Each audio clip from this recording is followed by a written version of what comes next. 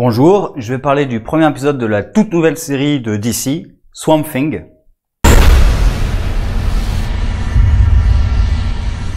Alors, une série que j'attendais énormément puisque Swamp Thing est un des personnages que je préfère chez DC. Est-ce que la série est à la hauteur de mes attentes? Clairement oui. Des trois séries DC qui sont sorties, pour l'instant c'est le meilleur pilote. J'espère que ça sera la meilleure série, mais pour l'instant pour moi clairement c'est le meilleur pilote. Très haut standard même par rapport à d'autres séries. Donc quelle est l'histoire? C'est Abigail Arcane qui est scientifique et qui travaille pour le CDC, truc des maladies infectieuses, qui travaillait au Congo et qui est rappelée pour venir en Louisiane, au Marais, là où elle avait grandi, puisqu'il y a une nouvelle épidémie qui se propage que personne n'arrive à déterminer. Et sur place, elle va rencontrer Alec Holland, un biologiste qui s'intéresse à la flore locale et qui a découvert qu'il se passait quelque chose d'assez étrange dans le Marais. Et une petite relation va s'établir entre les deux. Et les événements vont se dérouler avec Alec Holland qui deviendra Swamp Thing suite à un terrible accident. Accident plutôt crime d'ailleurs, parce que c'est pas, dans aucune des versions c'est vraiment un accident. Très bon pilote, très bon début de série, avec une ambiance plutôt horrifique qui marche plutôt bien, avec des scènes, par exemple quand ils entrent dans la maison du père contaminé, où ça fait très lugubre, le corps qui se relève. L'horreur est plutôt bien installée. Dès le départ, d'ailleurs, avec la toute première scène, qui est une scène d'attaque du Marais, littéralement, qui attaque les types qui sont venus dessus. Parce que le Marais est un personnage. Hein. Le Marais, à lui tout seul, est un personnage dans Swamp Thing. L'épisode se concentre principalement sur mettre l'ambiance et les deux personnages, Abigail Arcane et Alec Holland, qui développent une romance entre les deux qui est plutôt bien faite. Je trouve la chimie entre les deux personnages marche plutôt bien, c'est crédible. C'est un peu rapide vu que c'est en un seul épisode, mais ce début de romance, on y croit vraiment. Il y a pas mal de complicité entre les deux. Je pense vers la fin, quand Alec va partir, elle dit « Pourquoi tu m'as Google au fait ?» Alors, il y a une petite complicité, des petites lignes qui sont lancées comme ça. En plus, l'épisode réussit très bien à présenter le passé des personnages, sans en dire trop. C'est-à-dire, ils en disent suffisamment pour qu'on comprenne de quoi ils retournent, mais suffisamment peu pour en avoir à exploiter derrière. Donc celui qu'on a peut-être le moins, c'est Alec Holland. On apprend qu'il avait fait des faux dans ses recherches, puisqu'il avait découvert quelque chose. Alors on ne sait pas quoi, mais il n'arrivait pas à le reproduire. Du coup, il a fait des faux pour donner raison à ses premiers résultats qu'il n'arrivait pas à reproduire après. Abigail, elle, on sait qu'elle a un très lourd passé dans la ville, apparemment lié au suicide d'une amie, puisqu'elle dit qu'elle l'a tué. Mais au début, quand on voit la scène où elle est sur le rebord du pont, j'imagine que la fille s'est suicidée, mais que Abigail se sent responsable. Alors pourquoi exactement? Est-ce qu'elle est vraiment responsable ou c'est juste elle qui culpabilise? Parce que la mère la prend pour responsable, elle-même accepte sa responsabilité, donc je pense qu'elle a quand même une grosse part. Alors est-ce que c'est dans le fait de l'avoir poussée au suicide? Est-ce que c'est dans le fait de ne pas avoir vu qu'elle était mal? Tout ça à voir. On présente bien aussi les personnages secondaires et les relations avec les personnages, alors surtout avec Abigail, puisque Alec, c'est un étranger, Abigail c'est la locale, c'est pour ça que c'est elle qu'on suit dès le départ. C'est elle le personnage principal, vu qu'en plus ça va être elle l'humaine. Swamp Thing c'est la créature, donc c'est peut-être plus simple pour le public de suivre l'humaine. Donc on verra exactement quelle va être la place de Swamp Thing après dans l'histoire. Ça, j'y reviendrai. Donc, d'abord, les personnages secondaires. Il y a Matt Cable, qui est un flic, qui connaît Abby. Il y a Sunderland, père et mère. Donc, Sunderland, qui est le gros employeur de la ville, et qui est celui qui a employé Alec Holland, qui, vraisemblablement, on le pense en tout cas, devrait probablement être derrière tous les trucs. Est-ce qu'il est derrière le meurtre de Holland? Ça, c'est pas tout à fait sûr. À voir quel sera son rôle exactement. Mais on sent qu'il a des trucs à cacher, puisqu'il a renvoyé Alec Holland il y a 2 semaines. Donc on sent qu'il a des trucs à cacher. Et la mère, qui a aussi une très bonne scène, elle a une scène vraiment qui la présente, mais je trouve que le personnage est très bien présenté. C'est la scène où elle va confronter Abby, puisqu'elle est revenue en ville. Et on voit vraiment qu'elle déteste Abby. Mais clairement, elle la déteste. Mais ce qui est bien dans le personnage, c'est que pour le bien commun, elle décide de la laisser faire. C'est-à-dire qu'elle dit clairement que si ça tenait qu'à elle, elle la virait de la ville le plus vite possible. Mais comme il y a tous les malades qu'il faut soigner, elle accepte qu'elle reste là. Donc elle la déteste, mais elle pense quand même au bien commun, elle pense pas qu'à elle. Donc c'est un personnage qui est plutôt bien présenté, on peut être en empathie avec elle, parce que quand même, elle a perdu sa fille, elle est tombée dans l'alcoolisme, comme elle le dit. Alors après, voir quelle est la responsabilité d'Abby dans tout ça. Mais voilà, très bonne scène de présentation du personnage. On évoque aussi, alors on la présente pas, mais on évoque Madame Xanadu, qui est une voyante, voilà, cherchez le mot, une voyante. Comme j'ai dit, la série est vraiment très bien. J'attends la suite avec impatience, honnêtement.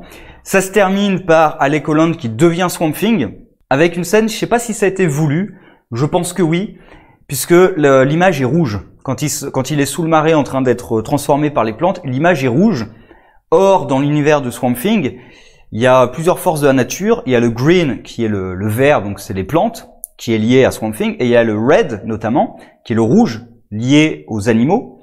Donc là, le fait que ce soit en rouge, est-ce que c'est pour signifier que c'est encore un humain, mais qu'il est en train de passer du côté des plantes?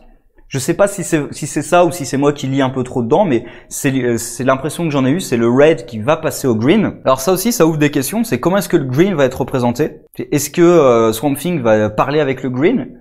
Est-ce que juste il va avoir des sensations du green? À quel point ils vont travailler ses pouvoirs aussi? Parce que là, il vient juste de se transformer, donc est-ce qu'il va avoir tous ses pouvoirs? Parce que Swamp Thing, il a vraiment des pouvoirs démesurés. Parce qu'il est lié à tout le green, donc à toutes les plantes de la planète. Et par exemple, il peut se téléporter.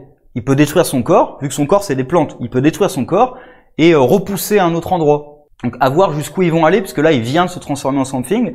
Voir aussi où en sont ses souvenirs. Est-ce qu'il va se souvenir de tout? Est-ce qu'il se souvient de son identité? Est-ce qu'il va avoir que des bribes? Voilà, à voir ça, comment ça va se passer. Est-ce qu'il va parler aussi tout de suite? Est-ce qu'il va réussir à parler tout de suite ou est-ce qu'il va falloir quelques épisodes? Alors le costume, de ce que j'ai vu, a l'air pas mal. Après, voir aussi en action, c'est-à-dire s'il parle, comment est-ce que ça va donner, quelle voix il va avoir. Tout ça à voir dans le futur. Bon, clairement, je pense l'épisode 2, ça va suivre le truc classique de Swamp Thing, c'est-à-dire Swamp Thing, après la mort d'Alec Holland, sera accusé d'être responsable de la mort d'Alec Holland, voire de la maladie en général. Je pense qu'il va être accusé de ça, par Abby en plus qui s'enfuit en hurlant. Matt qui va sans doute l'aider, peut-être une relation entre Abby et Matt. Je trouvais que la relation entre Abby et Holland était plutôt bien. Est-ce qu'ils vont essayer de refaire une relation Abby-Matt? Puisque dans les comics, elle est un peu avec Matt, mais elle a vraiment une grosse relation avec Swamp Thing. Alors avec Swamp Thing, pas avec Alec Holland d'ailleurs. Et ce qui justifie aussi d'avoir supprimé la femme d'Alec Holland. Parce que normalement il a une femme au départ, Linda. Là ils l'ont complètement supprimée pour pouvoir faire de la place à Abby dès le départ, pour créer une romance avant qu'il devienne Swamp Thing, ce qui permet aussi de mieux connaître le personnage d'Alec Holland. Il n'est pas juste, dès le départ, lancé en Swamp Thing, et il est en interaction avec Abby.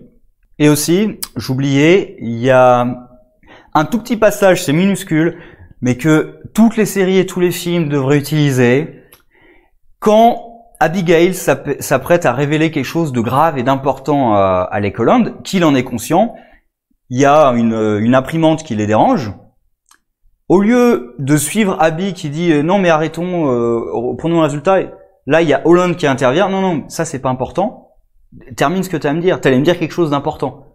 Voilà, ça c'est un truc que beaucoup de séries et beaucoup de films devraient suivre, parce que l'interruption au moment pile où le personnage va donner une information capitale, c'est quand même insupportable. Et là j'ai cru qu'ils allaient interrompre et qu'elle allait rien dire, et non, parce que Holland est pas débile. Alex se rend bien compte qu'il y a un truc assez grave et très important à dire.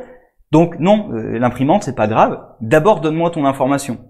Aussi, il y a le Floronic Man qui doit faire son apparition, qui est en gros une version masculine de Poison Ivy pour faire très simple. Est-ce qu'il va être derrière tous les événements? Est-ce que c'est volontaire? Est-ce qu'il va être derrière tous les événements? Est-ce qu'il travaille avec Sunderland? Est-ce qu'il a viré Holland il y a 2 semaines? Est-ce qu'il travaille avec Holland? Est-ce qu'il va doubler Holland? Est-ce qu'il travaille dans ses propres intérêts? Il y a plein de questions qui s'ouvrent là-dessus. Je pense qu'il va travailler avec Sunderland. Mais est-ce qu'il est vraiment responsable de tout ce qui se passe? J'ai envie de dire oui, mais je suis pas tout à fait sûr. On verra clairement. Est-ce qu'on va voir l'oncle d'Abigail Arcane, qui est la némésis fondamentale de Swamp Thing, puisque lui, il est lié au Grey. C'est on va dire la pourriture, la mort, tout ça. Est-ce qu'il va apparaître? Ou est-ce que toute la série, ça va être Sunderland et Floronic Man? Alors je sais que normalement, il y a Blue Devil aussi qui doit apparaître dedans. Je sais pas exactement comment il va se caser là-dedans. Est-ce qu'il va être dans un épisode ou est-ce que vraiment il va s'intégrer à l'histoire? à voir. Mais bref, très bon épisode. Tout est bon, les relations entre les personnages, l'ambiance, la photographie. J'ai adoré, franchement. Seul truc qui me déçoit, c'est que ça se finisse et qu'il faille attendre une semaine pour voir la suite. Sinon, pour ceux qui connaîtraient pas les comics, je vous invite à lire des comics, à lire du Swamp Thing. Alors, j'ai fait une vidéo histoire de comics sur Swamp Thing, mais vous en trouverez plein d'autres de meilleure qualité encore. Hein. Comics Raze a fait une vidéo dessus assez récemment. Et je pourrais vous inviter à lire l'arc d'Alan Moore, qui date des années 80, mais qui est vraiment excellent, qui commence avec Florent Hickman et avec la mort de Sunderland. Sinon, il y a l'arc plus moderne, New 52, qui est pas mal non plus. Donc voilà, Swamp Thing, de toute façon, l'arc d'Alan Moore, je pense, c'est quand même une valeur sûre. New 52, c'est aussi pas mal. Je vous les conseille, c'est plus récent, donc c'est peut-être plus lisible pour un public moderne. Sur ce, au revoir.